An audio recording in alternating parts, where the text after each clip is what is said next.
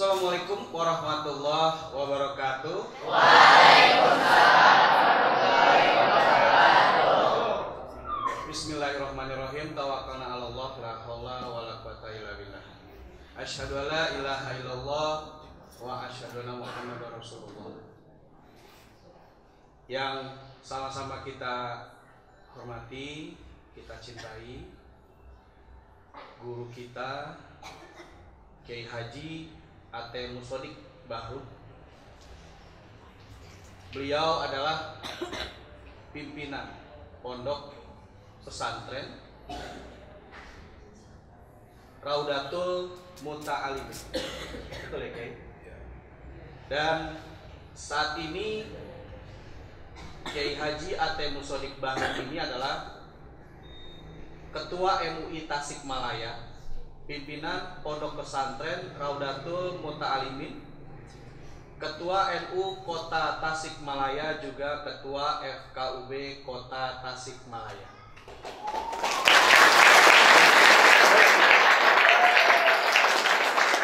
Saking cintanya dengan Pak Kiai ya, adik-adik ya. Cinta. Alhamdulillah. Alhamdulillah. Alhamdulillah. Saya juga bersama dengan adik-adik, ada santri dan santriwati dan santriwan yang ada di sisi kanan kiri. Mungkin kalau di layar kaca tidak kelihatan karena ada di sisi kiri dan sisi kanan kami di depan ini. Tidak lupa juga saya ingin menyapa Ustadz Aziz. Assalamualaikum Ustadz. Ya, kita baru kenal, saya baru saja touchdown, tapi alhamdulillah sepertinya saya sudah merasa di rumah sendiri. Terima kasih atas sambutannya, juga kepada adik-adik semuanya, kepada Pak Kiai, kepada Ustadz. Alhamdulillah, terima kasih atas sambutannya. Sekali lagi sambutan yang sangat membuat kami sangat terhormat sekali. Dan Logers, Log News TV, saat ini kami sengaja menyambangi Pondok Pesantren Raudatul Muta'alimin yang terletak di Tasikmalaya. Dan alhamdulillah ini juga menjadi salah satu program dari Log News TV, yaitu Log is Files, dengan episode Roadshow to Pesantren. Dan pesantren Raudatul Muta'alimin adalah pesantren yang pertama yang kami sambangi.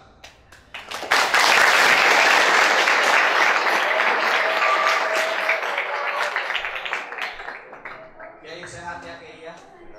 Alhamdulillah. Sekali lagi terima kasih atas sambutannya Kiai ya. Tadi sebelumnya karena kami sudah disambut oleh seluruh sivitas yang ada di pondok pesantren ini, maka langsung kami memiliki atau mempunyai rasa simpati dan bahagia. Seorang kiai yang saat ini duduk bersama saya, persis ada di sebelah kanan saya, beliau tadi tidak henti-hentinya menyampaikan kepada kami, memberikan kami keilmuan-keilmuan yang memang bisa saya klaim saya hanya dapatkan di pondok pesantren ini. Boleh tepuk tangan.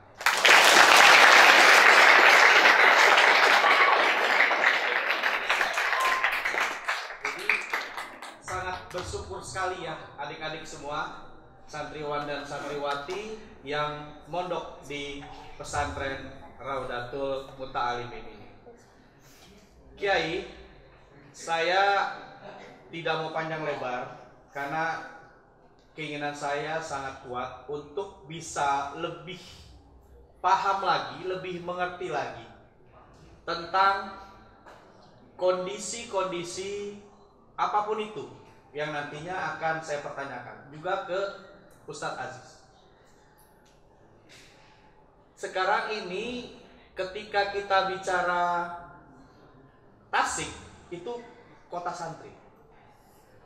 Pergerakan-pergerakan pesantren bisa dikatakan dimulakan di kota Tasik ini.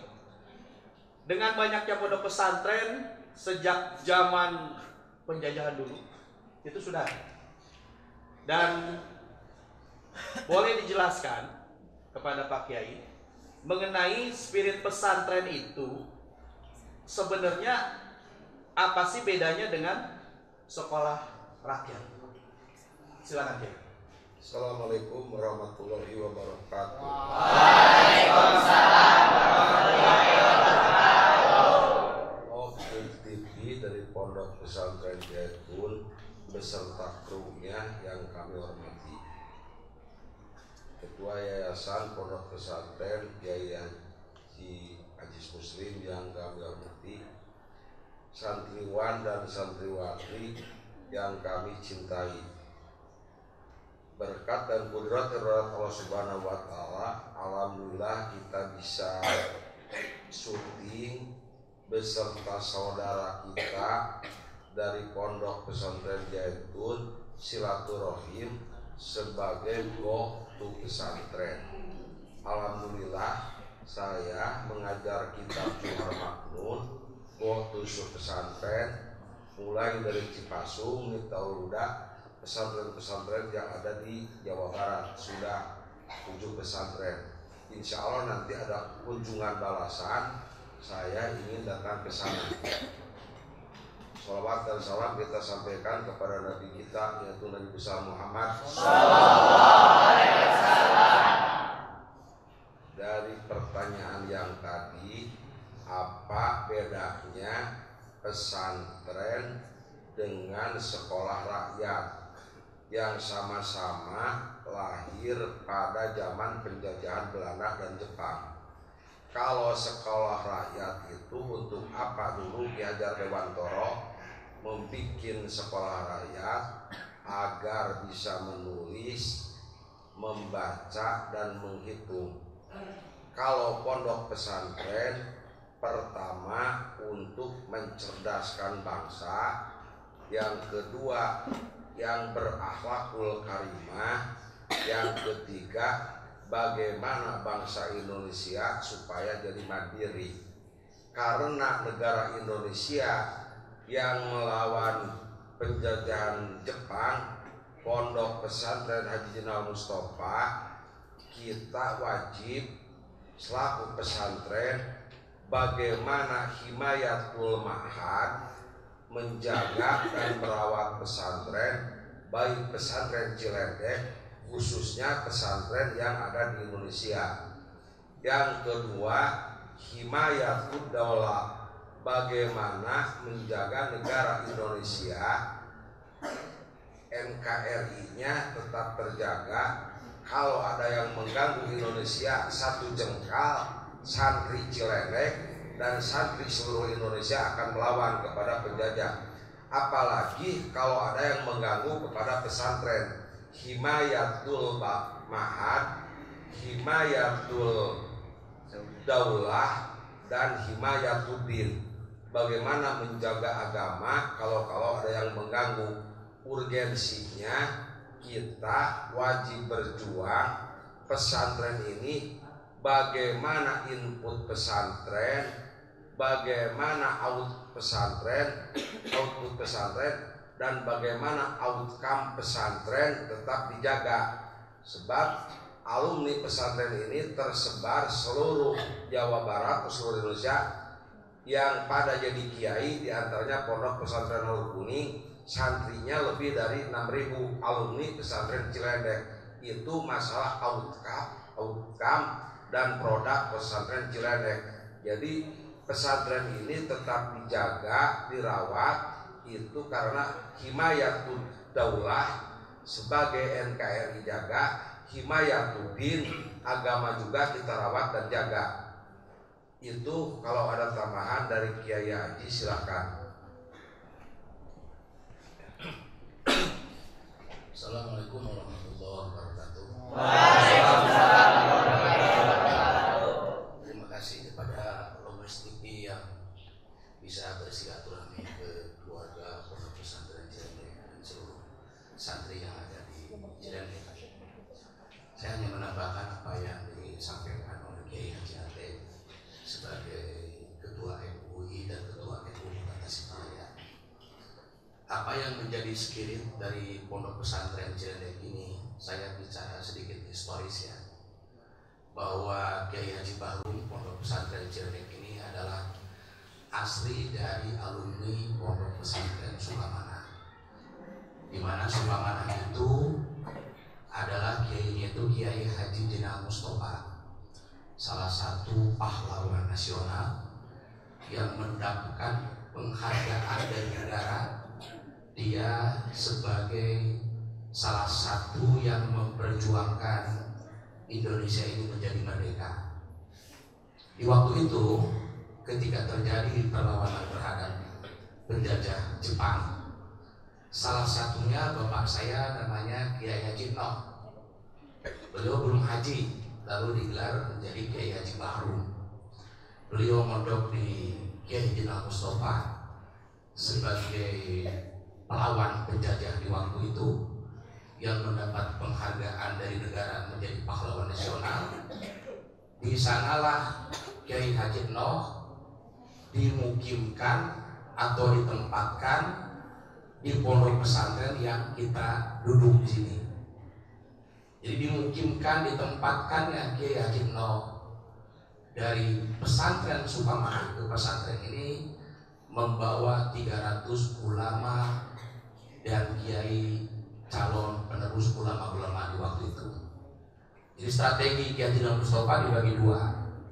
Pertama yang melakukan perjuangan melawan pemburu Jin, melawan Jepang di saat itu. Yang kedua menyelamatkan SDM, sumber daya manusia calon ulama. Ke Pondok Pesantren Ciledug ini dibawa 300 orang calon ulama-ulama kiai di masa yang akan datang. Yang kedua, sedikit historis, Kiai Haji Noh ini salah satu pengajar di Pondok Pesantren Cipasung, di mana Pondok Pesantren Cipasung ini salah satu pesantren terbesar di Jawa Barat. Pak Kiai Ilyas Sufyan yang menjadi Rois Am PBNU, Pak Kiai Haji Gus Dur sebagai presiden waktu itu. Lalu dia sebelumnya sebagai ketua Tanpidiyah, Kiai Ilyas Sufyan sebagai ketua Suriah, Rois Am. Jadi jajaran tertinggi yang ada di struktur PBNU. Nah, Kiai Haji Noh mengajar di sana ketika Kiai Haji Rubiat ditahan oleh Belanda. Jadi sebagai pengajar pengganti pimpinan pondok pesantren. Ya, jadi sangat pesantren itu sangat sohi, sangat jelas. Dari Sukamana ke Cipasung, lalu pesantren di beberapa pesantren terbesar di Jawa Timur. baik Jombang, Krakriak, Tebu Ireng, karena istilahnya dulu itu sampai ke Kiai Bangkalan Madura, mencari barokah dari kiai-kiai besar yang ada di Jawa Timur. Itu profil dari Kiai Haji Bahrum atau Kiai Jino. Tahun 1967, ketika pesantren ini belum terpikir untuk mengadakan sekolah, jadi Pak Kiai Haji Bahrum itu sudah berpikir meloncat pada zamannya. Beliau mendirikan sekolah yang pada waktu itu pesantren yang mendirikan sekolah itu dipandang sebelah mata. Untuk apa pesantren itu ada sekolah? Nah, pondok pesantren di sini mendirikan pertama adalah SMPI, lalu yang kedua SPIM. Jadi santri-santri yang lama mengajar di sini karena ingin mendapatkan ijazah, maka pesantren ini bekerja sama dengan Musadariyah, berafiliasi kepada UIN Bandung, supaya pesantren yang sudah lama mengaji di sini itu langsung diberi ijazah, ikut ujian menjadi sarjana. Setelah SPIM lalu bermetamorfosis lagi membuat PGAM, perguruan tinggi 5 tahun atau 6 tahun pada waktu itu, dia langsung mengajar. Jadi bapak saya itu salah satu yang memberikan spirit bagaimana pentingnya sekolah yang diadopsi dengan pendidikan modern yang seperti sekarang ini. Jadi tidak ada salahnya kalau pesantren membuat sekolah. Disitulah kekuatan dari spirit kami mendirikan lembaga ini. Pertama semangat perjuangan, yang kedua semangat nasionalisme, juga semangat untuk membuat kader-kader ulama di masa yang akan datang. Mungkin itu sebagai tambahan saya dari percakapan pribadi. Terima kasih. Clear ya, sangat jelas ketika pesantren saat ini dan terutama di Cilendek. Di Cilendek ini spiritnya tetap terjaga. Nah, ketika pondok pesantren di Cilendek ini hampir memasuki 1 abad, tentunya banyak sekali peristiwa-peristiwa sekaligus kemampuan untuk mempertahankan spirit tersebut. Gimana Pak Kiai dan Ustadz Aziz mampu menjelaskan kepada seluruh masyarakat Indonesia, pesantren hampir 1 abad tapi masih mampu mempertahankan spirit, dan sudah pasti nggak mungkin nggak ada peristiwa-peristiwa yang dialami. Silakan. Assalamualaikum warahmatullahi wabarakatuh.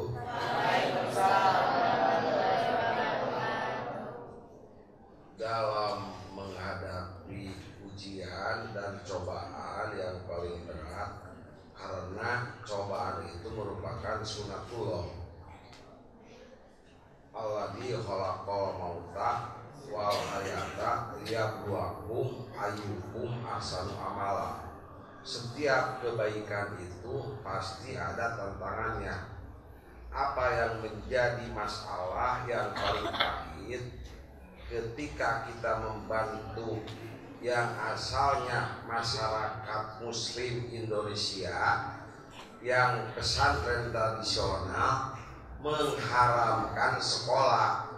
Kiai ayah saya menghalalkan sekolah karena mengikuti pendidikan yang ada di Cipasung. Itu adalah merubah mindset bangsa Indonesia.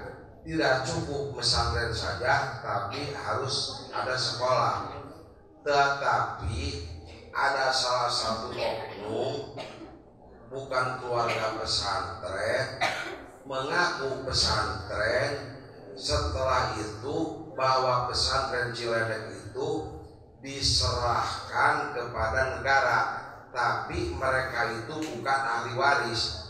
Sampai sekarang sertifikat sekolahnya belum ada, dan keinginan pemerintah mau direbut aset pesantren oleh negara. Itu cobaan yang paling berat kepada kami kami udah mencerdaskan, udah membangun kemajuan, udah inovasi yang asal pesantren jadi sekolah, lalu pemerintah mau mengakuisisi aset pesantren Cirendeng. Itu adalah ujian yang belum selesai sampai sekarang. Tapi insya Allah mereka takut masuk ke sini karena kami jihad mempertahankan pondok pesantren Cirendeng. Jadi kalau ada pesantren yang diganggu, terutama khususnya kami, mari seluruh pesantren Indonesia bergerak, harus kuat, harus cerdas, harus pintar, harus punya ahli hukum. Jangan mengkriminalisasi pesantren. Ini cobaan kami dengan pondok pesantren Zaitun, mungkin ada kesamaan. Tapi saya sekuat tenaga bertahan, dan saya kuat karena ngerti negara dan ngerti hukum. Itulah sebagai cobaan pondok pesantren. Tanah pesantren yang diberikan ke sekolah akan disertifikatkan, tapi saya tolak dan saya lawan. Sampai sekarang mereka tidak berani. Itu adalah yang menjadi permasalahan pondok pesantren yang musibahnya sampai sekarang belum selesai, tapi mereka udah takut. Inilah kami ini lagi diuji, sedang sakit, dicoba. Padahal kami ini telah berjuang mencerdaskan bangsa, merubah akhlak manusia, berjuang tanpa gaji, tanpa honor, tanpa bayaran. Tapi sebab kami tujuannya jihad fisabilillah, siapapun yang akan mengganggu pesantren, umat Islam di Indonesia harus bersatu. Al-Muslim, Ahul Muslim. Bagaimana himayatul ma'had, kita perlu kompak dan bersatu, bahwa kekuatan kita adalah hanyalah persaudaraan, konsolidasi. Apalagi menghadapi tahun politik seperti sekarang, harus cerdas. Umat Islam Indonesia harus menjaga kondisivitas, harus saling menghormati, saling menjaga. Kalau harus hati-hati kalau pesantren dibubarkan seluruh Indonesia. Untung kami kuat otak, kuat hukum, kuat tenaga, kuat ilmu. Kalau lemah langsung menyerah. Tapi kami tidak akan menyerah sampai detik-detik terakhir, sampai mati akan mempertahankan pondok pesantren yang kami cintai. Silakan Pak Haji Sunan. Saya pikir cukup ya apa yang disampaikan Kiai, yang tidak perlu menambahkan. Terima kasih. Oke, kalau boleh tahu masalahnya apa? Kok bisa sampai?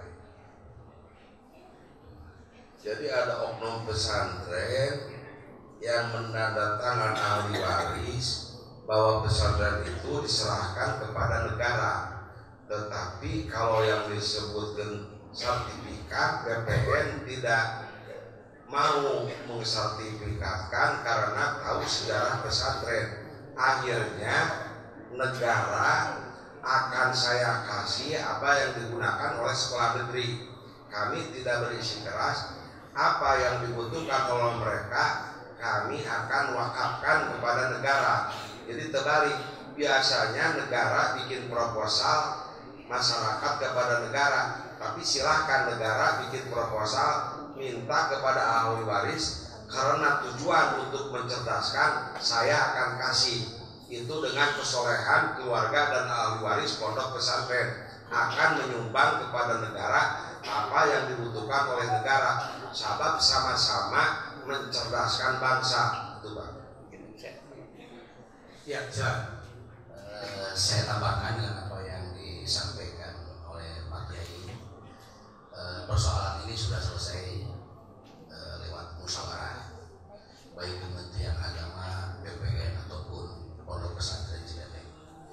Ini sudah tidak berkepanjangan, sudah selesai dengan jalur musyawarah dan ada titik temu di antara Kementerian Agama dengan Pondok Pesantren Cirendeng. Jadi kita duduk bareng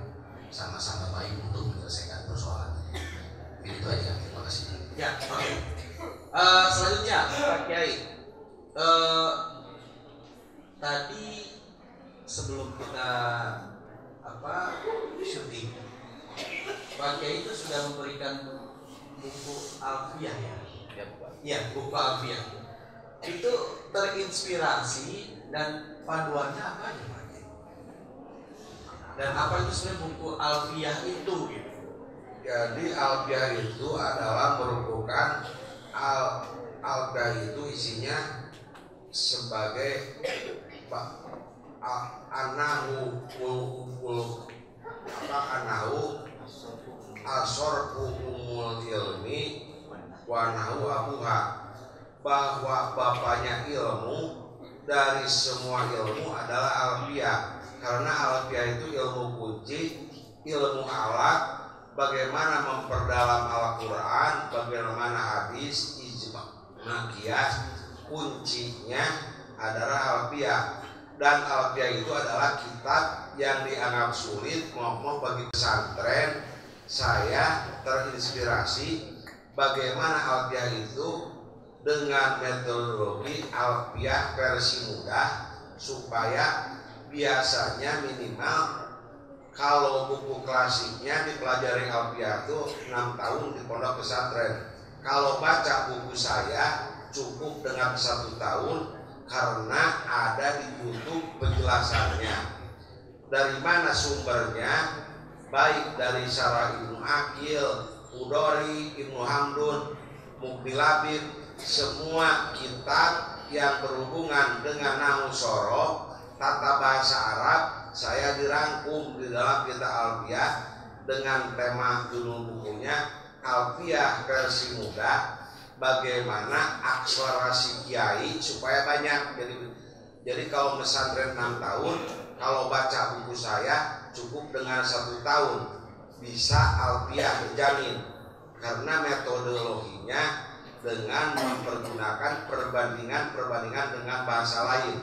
Jadi misalnya menerangkan mubtada itu adalah subjek, menerangkan fiil adalah predikat maf'ul. Jadi ada satu bandingan dengan baik tata bahasa Indonesia atau tata bahasa Inggris. Itu cara penyampaiannya. Itu terinspirasi bagaimana jadi kiai itu cepat, tidak lambat, karena umat banyak. Kalau terlalu lama di pesantren, supaya bisa menggali ilmu lain yang lagi. Kalau sudah Alfiah, semua ilmu agama akan bisa tergali. Itulah. Assalamualaikum warahmatullahi wabarakatuh. Ya. Dan berapa lama Kiai membuat buku Alfiah itu? Selama sakit 2 tahun. Yang pertama stroke. Setelah stroke saya jantung. Kopi dulu. Tapi saya Kenapa? tambah COVID, dan saya ketika sakit berpikir wanaktu ma qaddamu wa azaru, ingin kalau saya mati tetapi ilmu saya ada. Jadi ada bekas, ada yang permanen, ilmu saya tidak hilang. Walaupun saya mati, ada bukunya, ada penjelasannya di YouTube, supaya saya menjadi khairun nas. Anfa'un nas itu bukan hanya waktu hidup, saya mati tetap meninggalkan ilmu bagi khususnya masyarakat Indonesia, dan insya Allah akan ditranslate kepada bahasa Inggris dan bahasa Arab supaya bisa berkembang seluruh dunia.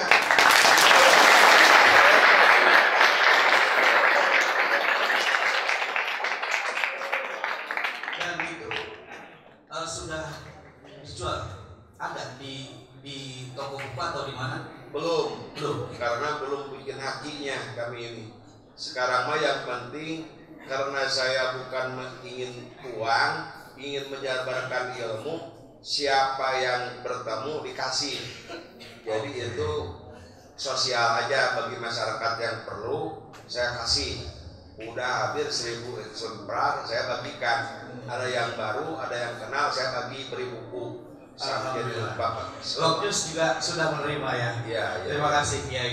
Oke, Kemudian Kiai, untuk pembahasan ya yang dipahami ini ada soal pengertian halaqah fikih peradaban dan gimana sih kita menyikapi perbedaan fikih yang terjadi saat ini.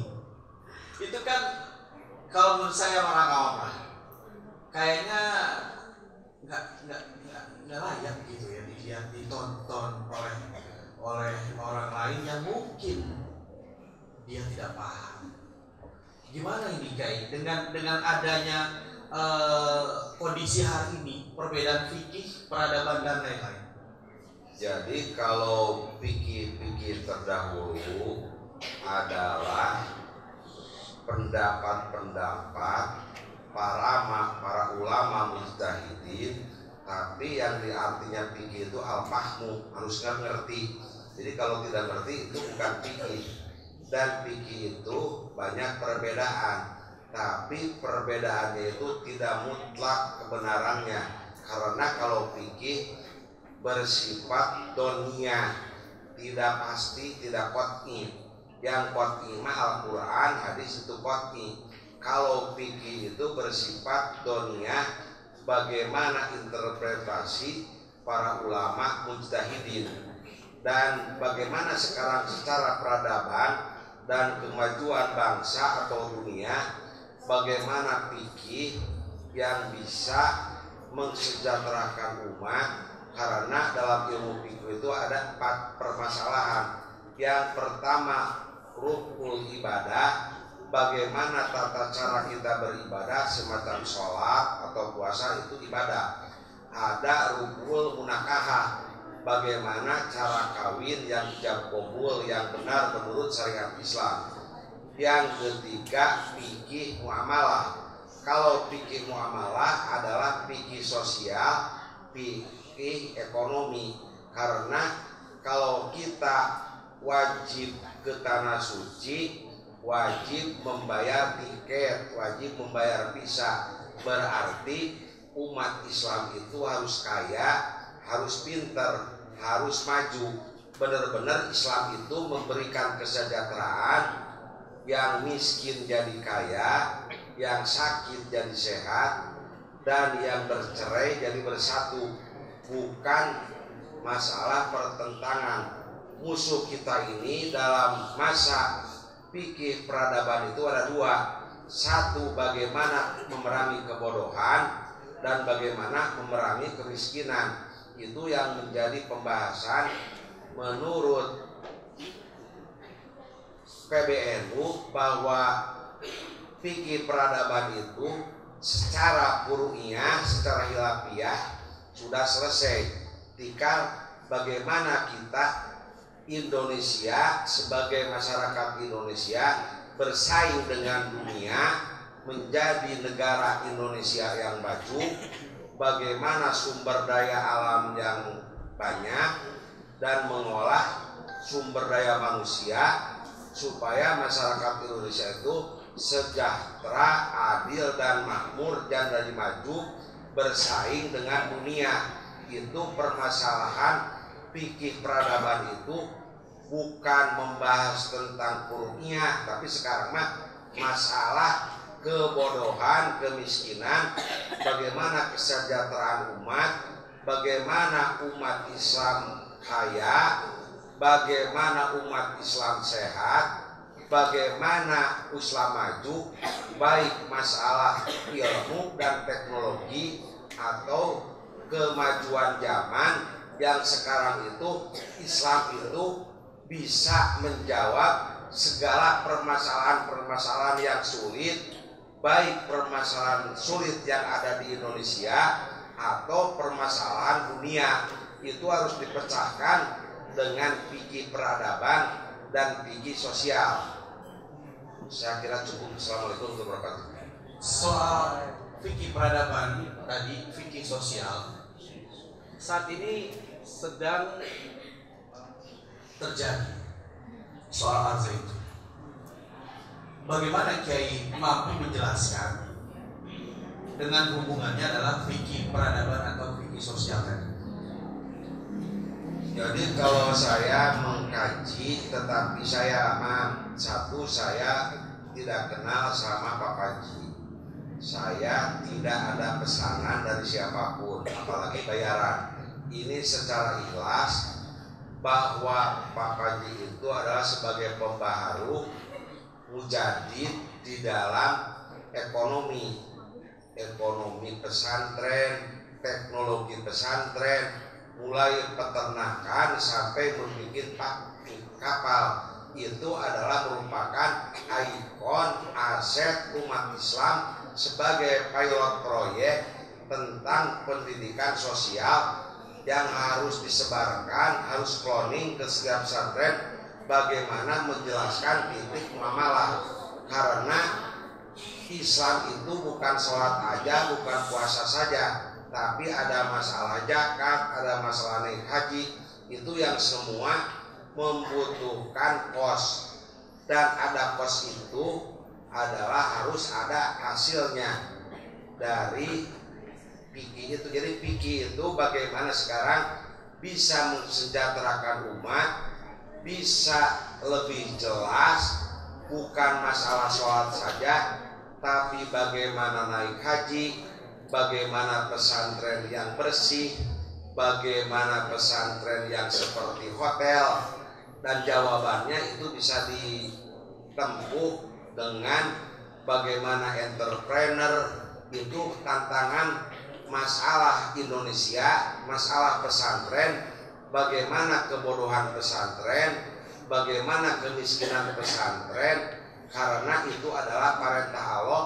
Berdoa juga, Robbana atina fid dunya hasanah wa fil akhirati hasanah wa qina adzabannar. Kalau bisa ada setiap pesantren itu ada kelebihannya, ada spesialisasinya.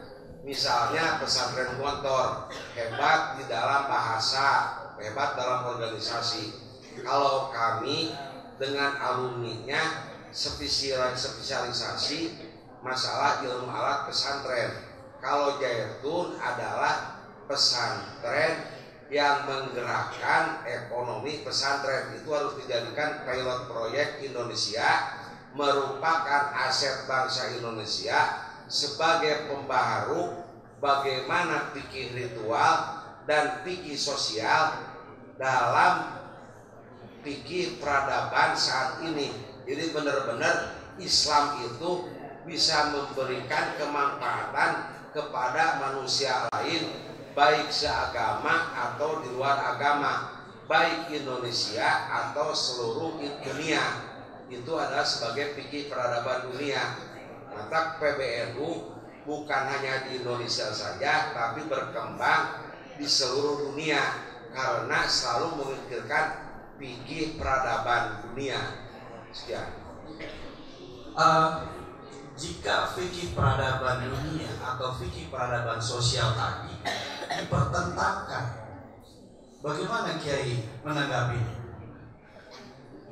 Baca aja semua kitab klasik bahwa fikih itu pertama masalah ibadah, masalah nikah, masalah muamalah, masalah jual beli.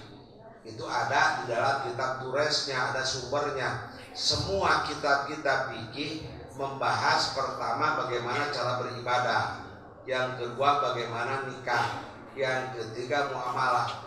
Berarti kalau yang mempertentangannya belum sampai membaca kepada fikih dalam kitab turos yang aslinya, baik kitab Fathul Mu'in, Fathul Wahab sampai Al-Um, semua kitab-kitab fikih menjelaskan tentang muamalah, tapi itu baru sifat teoritis, belum kegiat implementasi seperti pesantren Jaitun. Itu sebenarnya karena kebodohan, karena kurang wawasan, karena belum selesai membaca fikihnya, nyalahkan. Karena itu mereka kurang membaca. Karena umat Islam itu ada Islam benar-benar, Islam tahu tentang ilmu Islam, ada Islam turunan.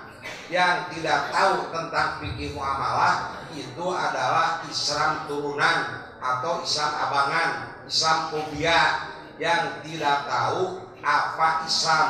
mengaku-ngaku dirinya sebagai Islam.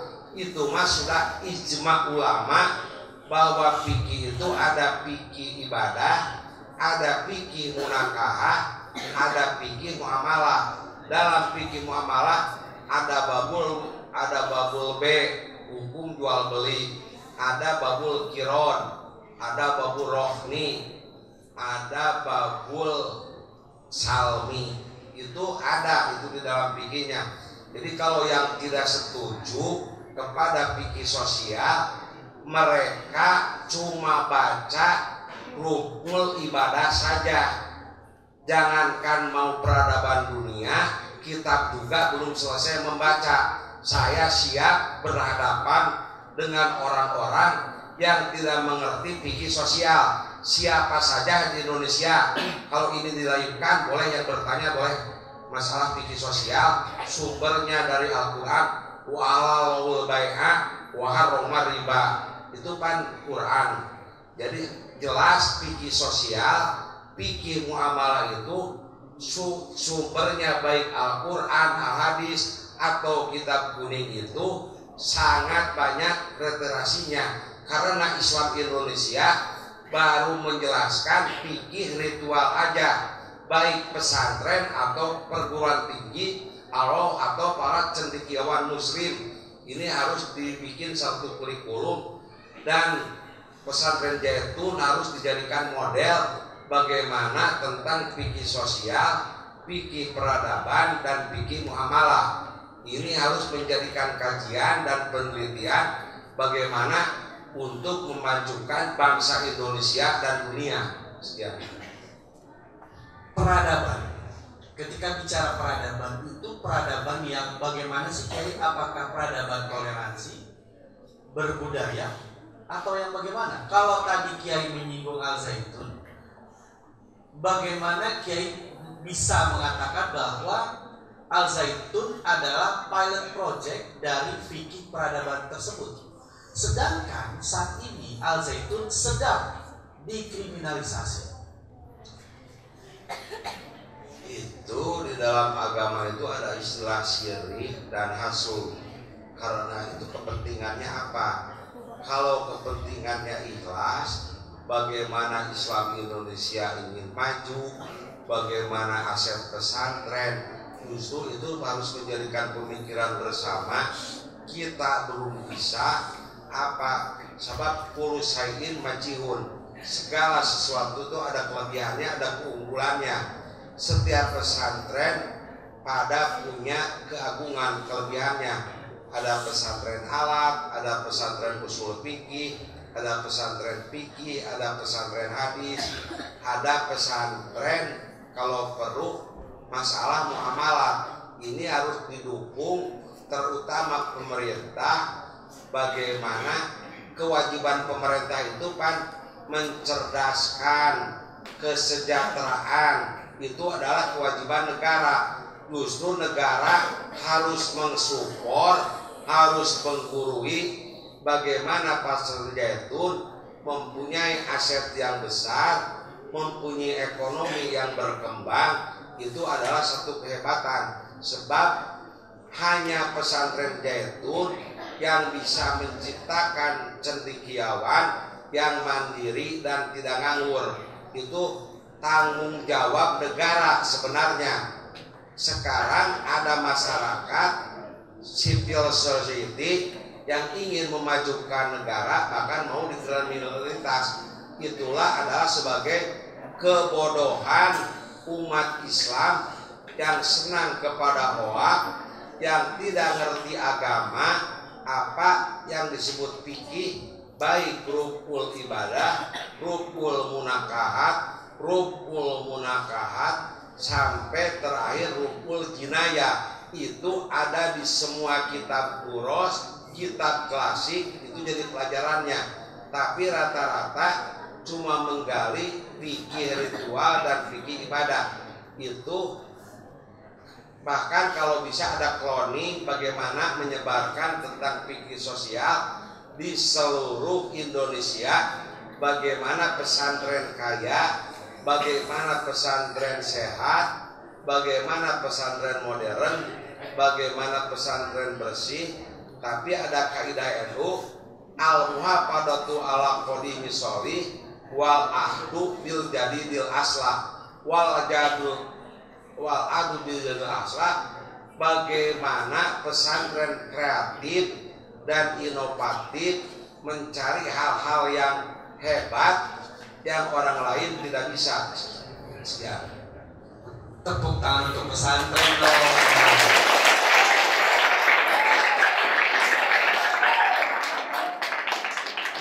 Ya, Kiai, ini mohon maaf saya sepertinya berkembang nih.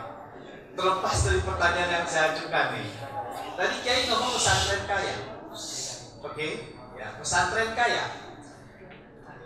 Katakan pondok pesantren Al Zaitun informasinya sudah memiliki aset yang mungkin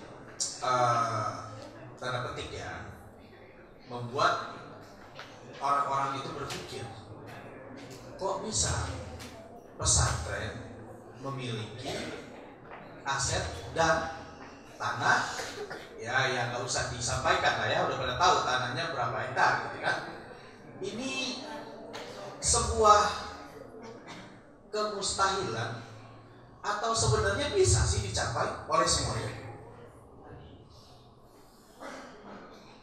Sangat bisa kalau sudah ngerti bahwa fikih itu ada fikih muamalah dan sosial. Ini perlu pencerdasan kepada pesantren-pesantren, bagaimana pesantren jadi kaya seperti Zaitun, dan ilmu dari Zaitun harus diberikan, ada pelatihan, ada pendampingan. Jadi harus ditularkan terutama pesantren Cilenek yang miskin ini, Pak, gitu. Dan kami tidak akan meminta, tapi kalau diberi tidak akan menolak, gitu. Oke, ya, Pak Panji Gumilang tadi sudah disampaikan oleh Kiai Haji Aten bahwa ketika pesantren ada yang apa ya, boleh monizit lebih unggul, maka semua harus unggul sama gitu ya, lebih kurang ya. Oke, lagi Kiai, tadi Kiai juga bilang pesantren bersih. Al Zaitun juga saat ini sedang dipersekusi tentang pengelolaan dari zakat. Bagaimana Kiai menanggapi ini? Ada informasi kan Al Zaitun katanya tidak sah lah zakat atau apa segala macam, termasuk dalam administrasi. Kalau di pesantren ini bagaimana menerapkan sistem tadi, kalau bahasanya pesantren bersih atau zakat, sedekah dan lain-lain? Zakat itu merupakan satu proses. Yang pertama harus punya usaha dulu. Zakat itu ada nisab zakat. Kalau satu on emas kurang lebih berapa harganya? 85 juta, itu zakatnya 2,5%. Kalau belum ngerti fikih muamalah, mana bisa zakat?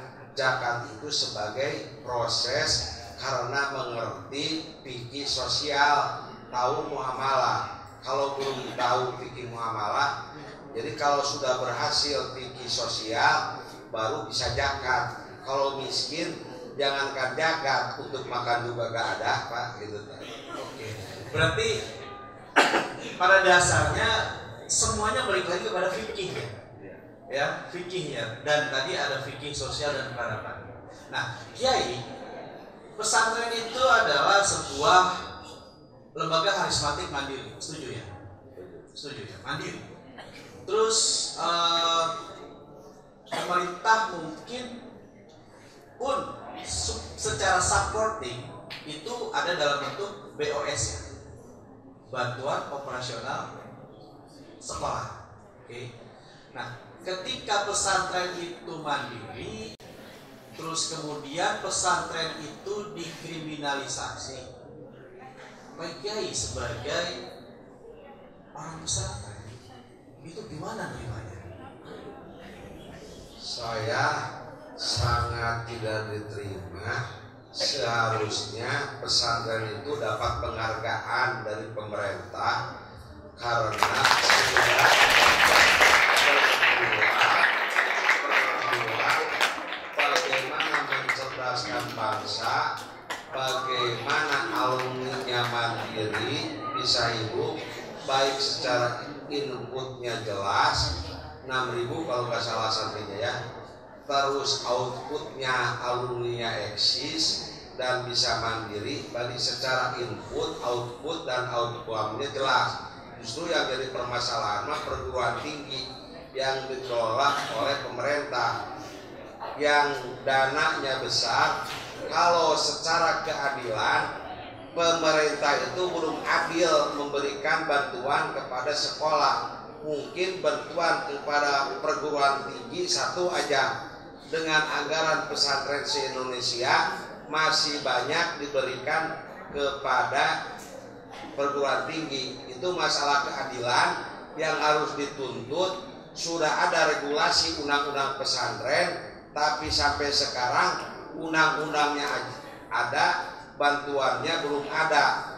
Jadi terbalik kepada kalau ada pesantren yang bisa maju menerapkan fikih sosial, telah mencerdaskan orang, telah memandirikan orang, mau dikriminalisasi, itu sangat tidak adil, tidak jujur dan tidak fair.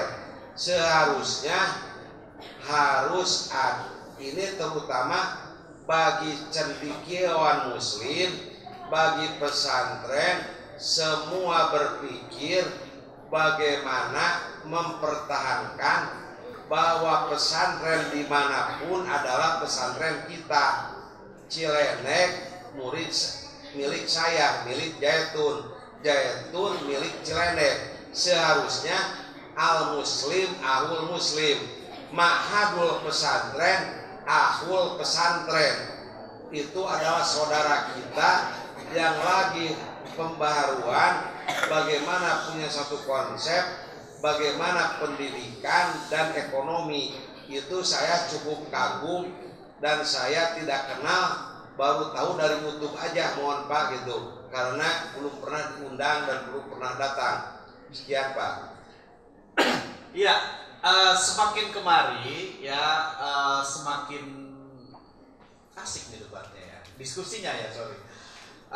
Karena memang Kiai AT ini dari segala organisasi Islam itu beliau mampu menjadi ketuanya perkemaran, dan itu bukan hal yang mudah untuk mencapai posisi tersebut. Nah, Kiai, berarti artinya ketika pesantren adalah lembaga karismatik mandiri, tidak layak ya dikriminalisasi oleh lembaga atau pemerintah sendiri. Aset dibekukan, nomor rekening dibekukan sampai wali santri itu susah untuk memberikan atau kewajibannya.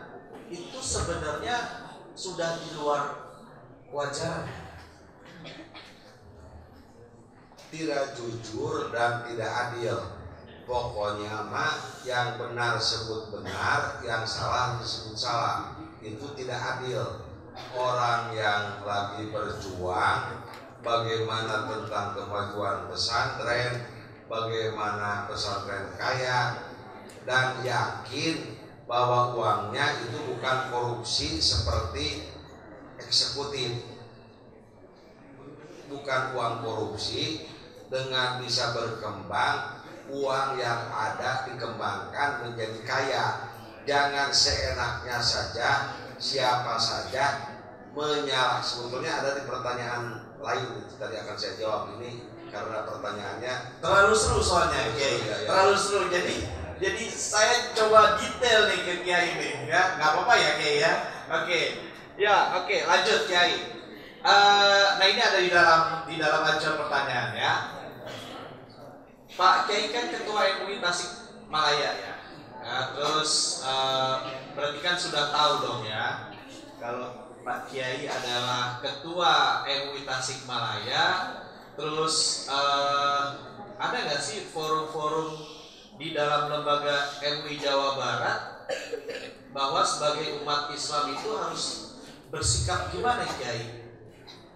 Pusat MUI pusat dan Pondok Pesantren Al-Zaitun, ya kan? Sepertinya sekarang sedang berseteru dan semua masyarakat Indonesia saya kira tahu lah, ya. Bahkan sekarang sudah masuk saling menggugat itu. Nah sekarang kan Kiai ada di MUI Tasikmalaya sebagai ketua. Bagaimana Pak Kiai mampu menyampaikan bahwa ini gimana sih sebenarnya? Silakan Kiai. Saya ini jawabannya mohon dibuka itu di dalam yang fokus.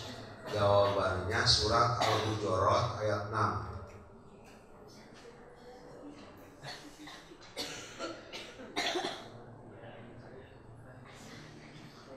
Ayat 6. Ya ayyuhalladzina amanu, wahai orang-orang yang beriman, in ja'a, itu hilang. Mana itu hilang coba. Jangan diajlok-ajlok. Ya ayyuhalladzina amanu, wahai orang-orang yang beriman, in ja'a, apabila datang itu, ini kalau dalam bahasa Inggris Pak, mohon maaf, kalimat conditional clause. Oke. In jika telah datang itu jadi predikat atau fiil tuh Pak. Kum kepada kamu sekalian, kum itu adalah objek penderita atau makmul lebih. Siapa fasikun, orang fasik, orang berdosa, binabain, membawa kabar gembira, membawa ke orang fasik, membawa berita gembira, bukan berita dari medsos, tapi berita dari orang fasik yang tidak tabayun.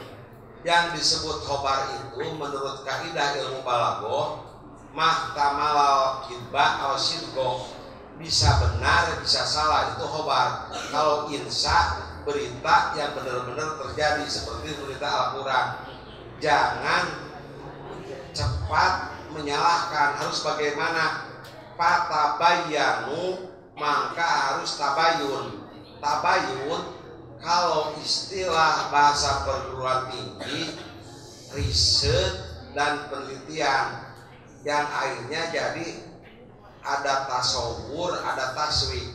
Tasawur itu harus diselidiki dengan akurat, erabel dan eksplorasi. Ini bertransaksi.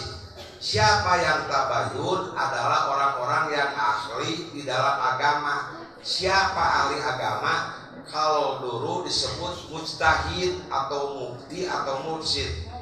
Karena MUI baik pusat sampai tingkat goda gak ada mujtahid karena tidak memenuhi syarat.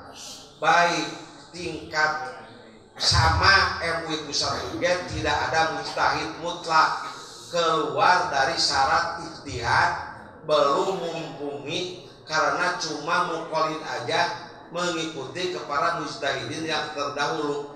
Harus tabayun. Tabayun di dalam ilmu mantek itu ada dua hal.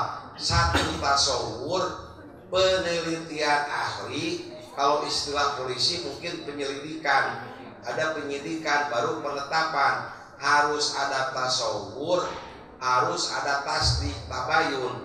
Kalau tidak tabayunnya tidak benar, itu kumaha bagian eta hei. Akibatnya ada dua. Fatabayan itu antusibu kauman bijahalatin, akan terjadi kaum itu musibat karena kebodohannya. Contohnya musibah yang asalnya kondusif tidak jadi kondusif, yang asalnya bersatu umat Islam karena ada pesanan lalu berdemo karena dibayar, jadi perpecahan. Umat Islam yang sudah bersatu tidak jadi bersatu, negara yang tidak kondusif, negara yang kondusif menjadi tidak kondusif, akan menimbulkan masalah dan ujian.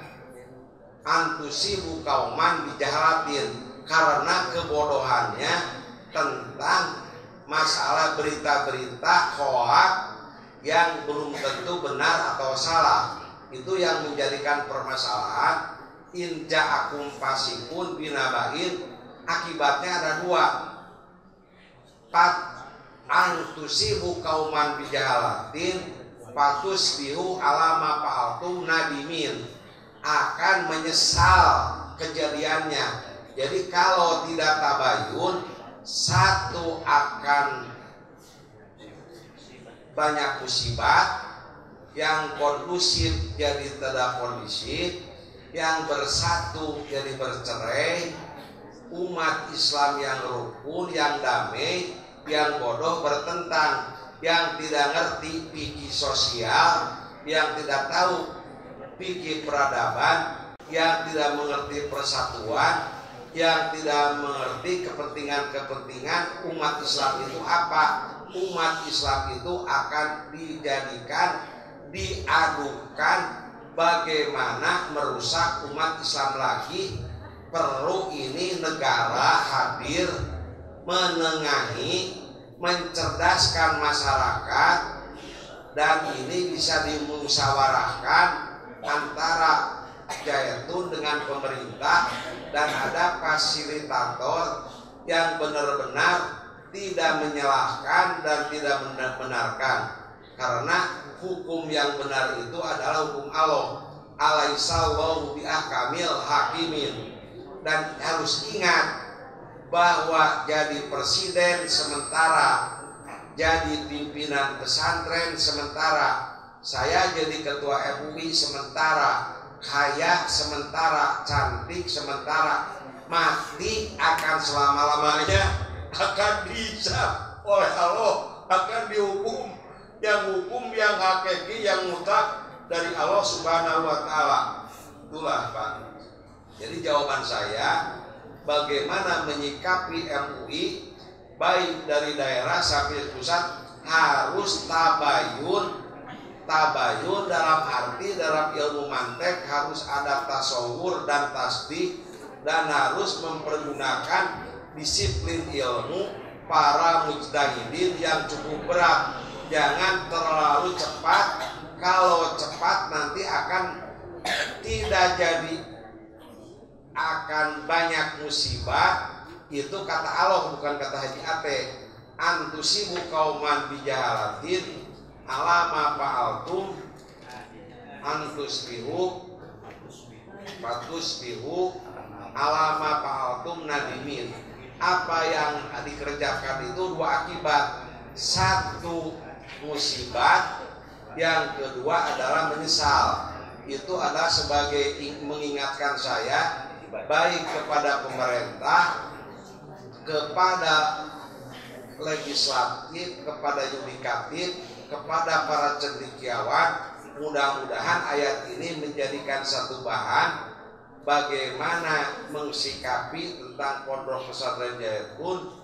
Jangan jadi musibah dan menyesal. Surat Al-Hujurat ayat 6. Itu. Ya, ini kan sudah terbentuk. Ya, kondisi ini sudah terbentuk ya.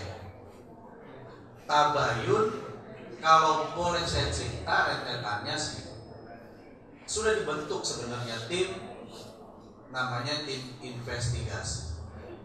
Tapi dari pihak Al-Zaitun, Pak Panji Gumilang mengajukan, kenapa harus investigasi? Investigasi itu lebih kurang, seingat saya ya mudah-mudahan benar, mengatakan bahwa seperti maling ayam.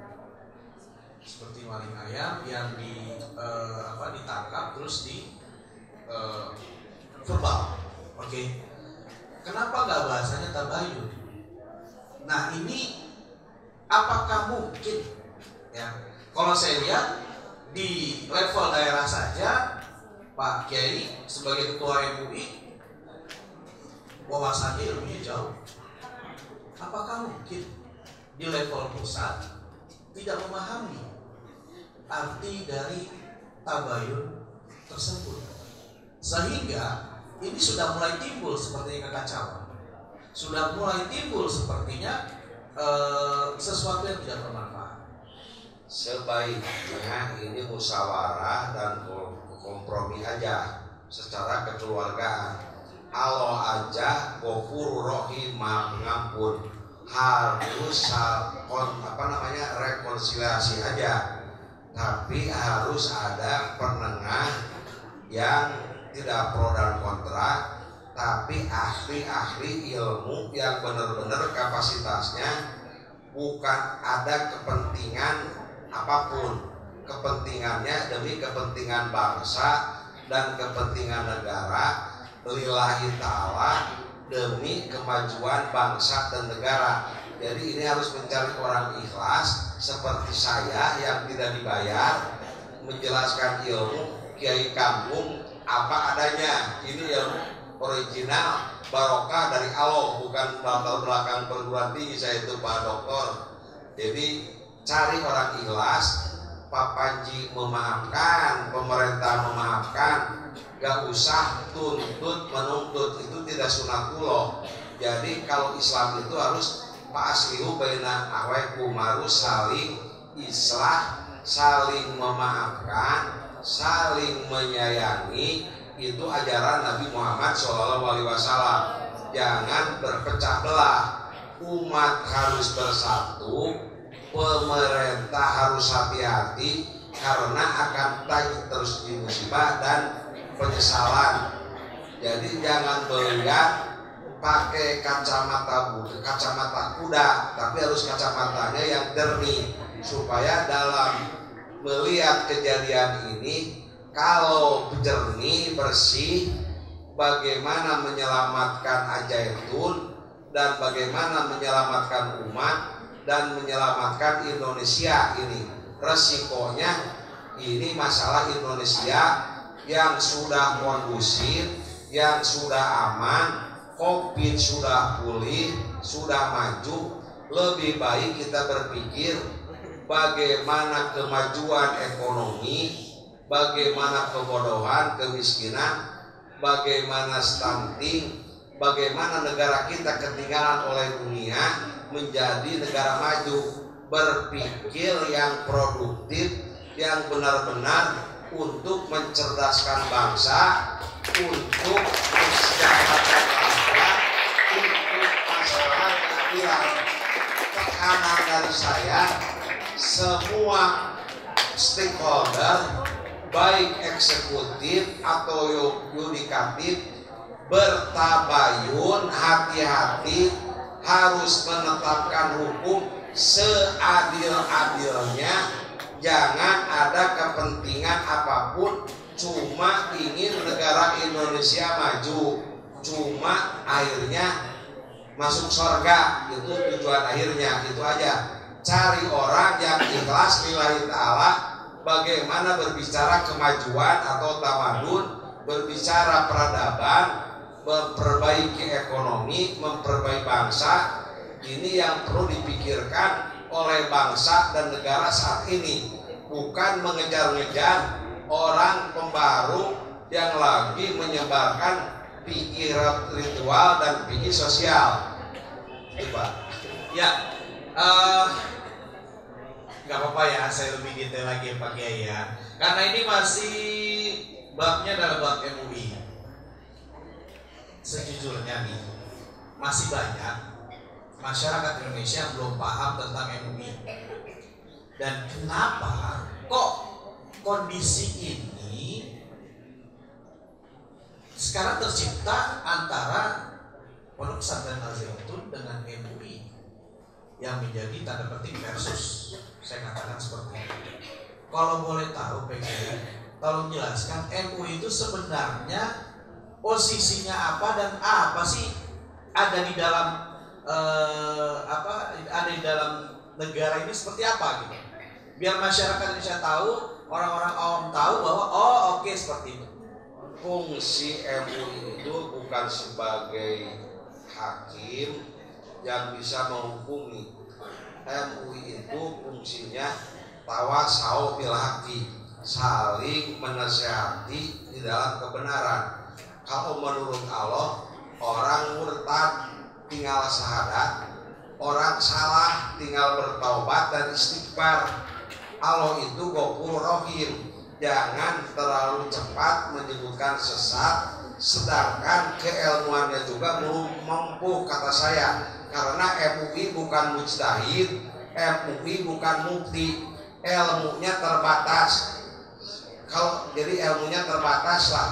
Saya juga MUI PC dunia baik Al-Azhar, semua perguruan tinggi belum ada mujtahid mutlak seperti Imam Syafi'i, Imam Maliki, Imam Hambali. Lihat di dalam syarat berijtihad, bagaimana tasbih menetapkan hukum itu cukup berat. Contohnya ada orang yang menuduh berzina. Berzina itu harus ada saksi. Saksi itu harus melihat disoskenana oleh laki-laki 2 orang, kalau perempuan oleh orang. Itu namanya tabayun di dalam bab jinayat, masalah hudud. Jadi menetapkan salah dan benar itu harus hati-hati, karena harus mengakui MUI pusat atau Robito Alam Islami Makkah belum ada mujtahid setelah para ulama mujtahidin meninggal yang terdahulu. Cuma kita itu mukallid aja, mengikuti kepada pendapat-pendapat ulama mujtahidin. Jadi jangan cepat menyebutkan sesat karena belum tabayun, akhirnya bisa akibatnya musibat atau fitnah. Saya sebagai MUI PCNU Kiai Kampung berani berbicara seperti itu, dan saya siap berdialog dengan MUI pusat kapanpun. Assalamualaikum warahmatullahi wabarakatuh.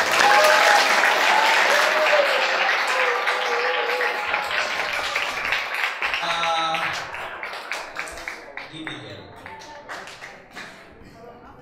ketika MUI dalam kasus ini dijadikan seolah-olah sebagai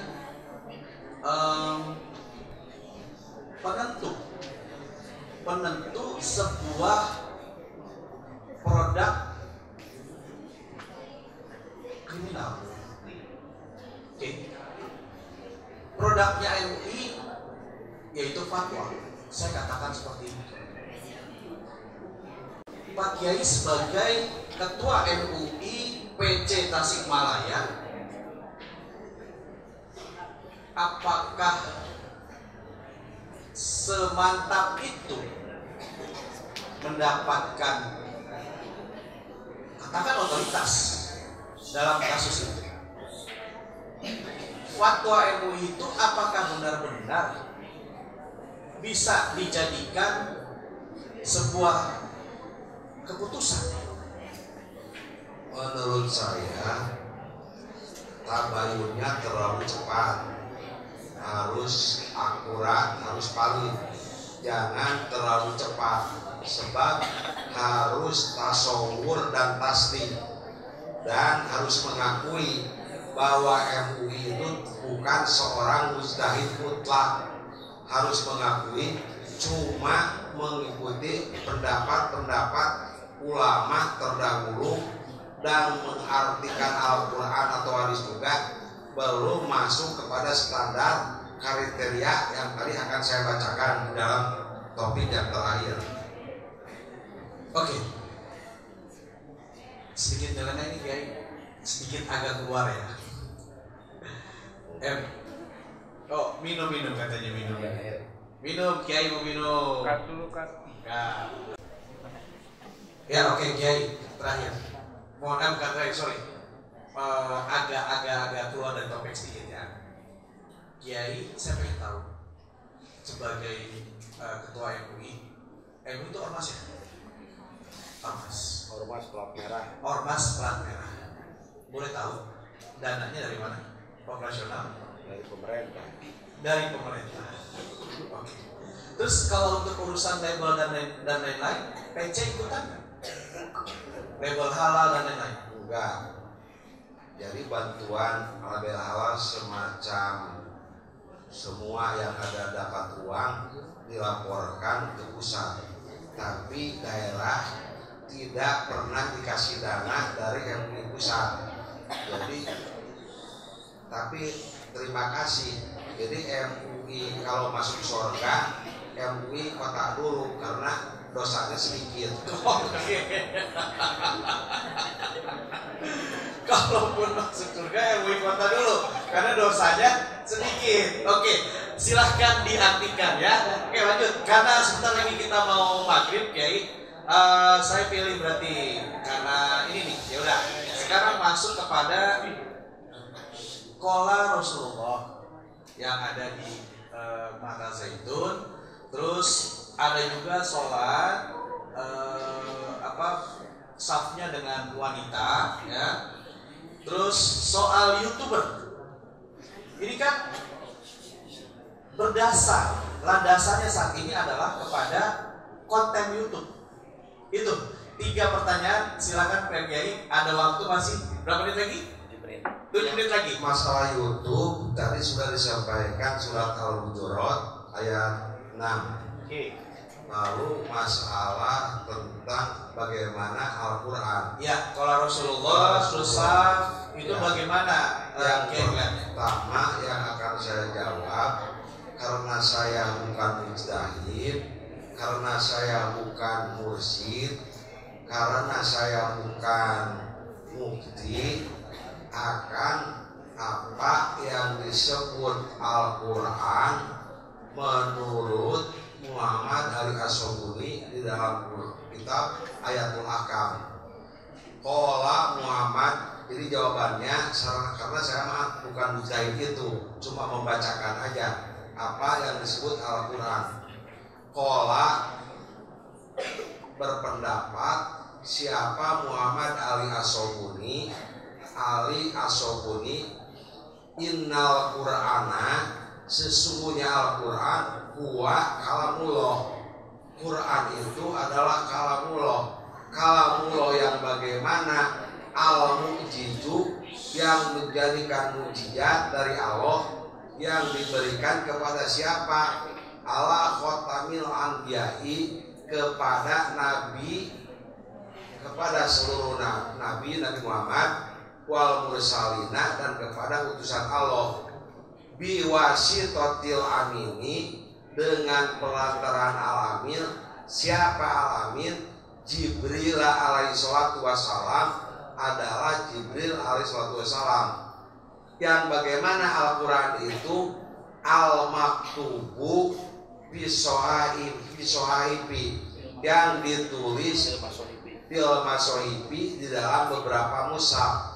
Jadi Al-Quran dulu itu berupa mushaf. Jadi bukan Al-Quran yang seperti sekarang, ada yang di kulit unta, ada di kayu, jadi berupa mushaf. Al-manqulu alaina, yang disampaikan kepada kita semua bitawaturi, dengan mutawatir. Al-muta'abbadu bitilawatihi, bagi yang membacanya beribadah. Kalau membaca Al-Quran beribadah, tapi kalau baca YouTube belum tentu ibadah.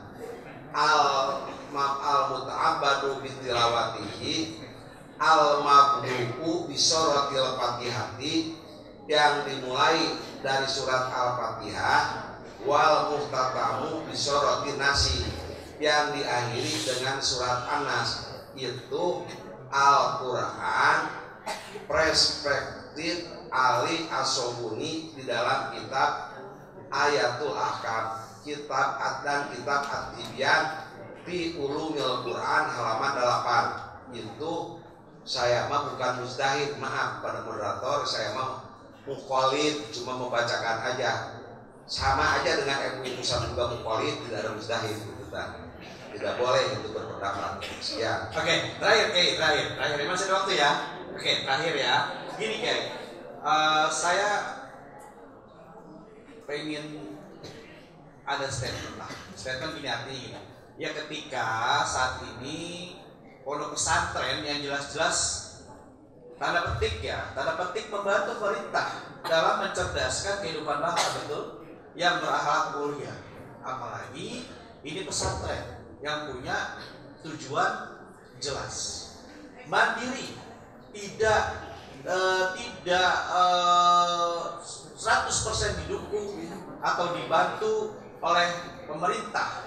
Ya, artinya mandiri adalah pihak pesantren, manajerial sendiri, manajemen sendiri, memenuhi sendiri. Makanya kayak pondok pesantren Al Zaitun itu mereka membuat sebuah karya-karya, ya,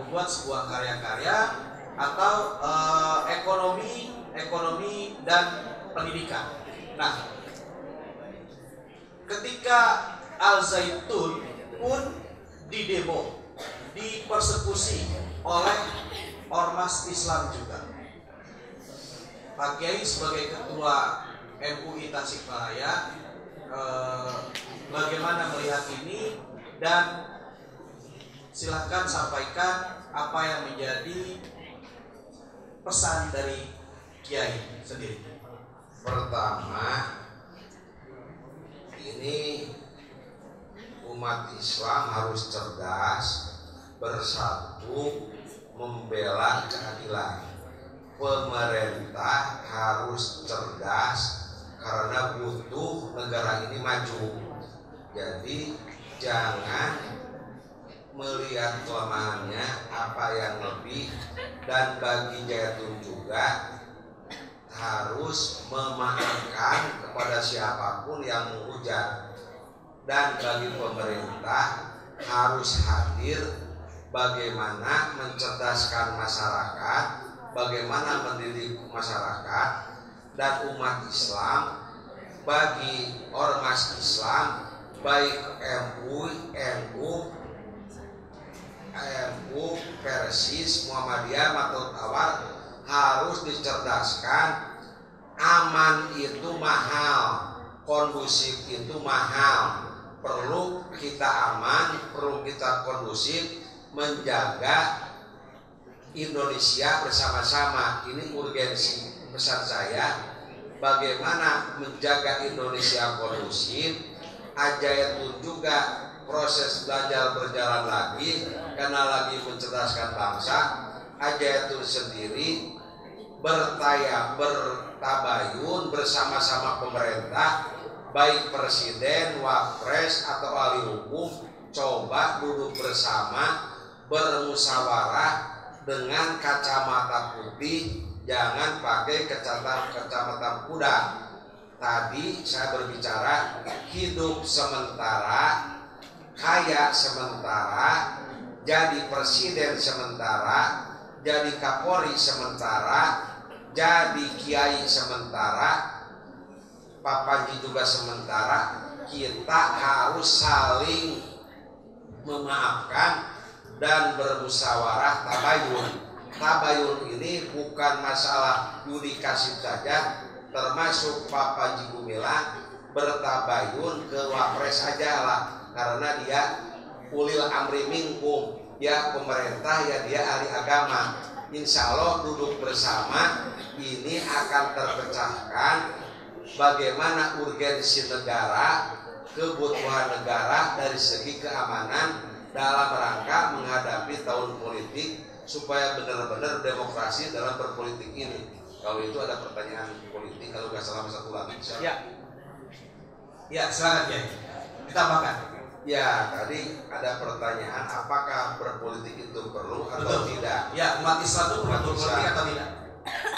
Wajib berpolitik, sebab atiullaha harus taat kepada Allah, wa rasulah kepada Rasul, wa ulil amri minkum. Ulil amri itu pemerintah.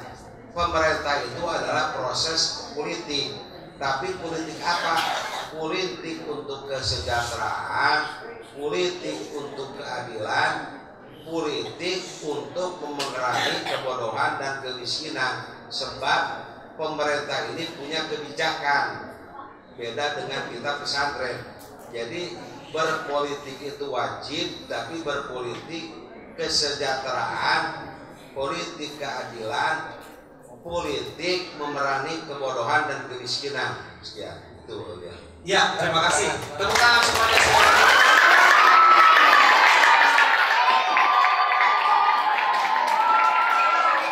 Ya, sekali lagi kita ucapkan terima kasih pada Kiai Haji Ate. Namun sebelum saya akhiri, saya mendapatkan satu pesan WhatsApp. Ternyata pemerintah Republik Indonesia itu pun di 2023 ini sudah mencanangkan sebuah program namanya Kampung Moderasi Beragama. Berarti boleh tepuk tangan, Berarti artinya pemerintah Jokowi sangat paham betul bahwa dalam beragama, dalam bernegara itu moderasi dikedepankan. Ya, terima kasih sekali lagi kepada Kiai Haji. Terima kasih sekali lagi kepada Kiai Haji Ate Musodin Bahru, pimpinan Ponpes Raudatul Multa Alimin, sekaligus Ketua NU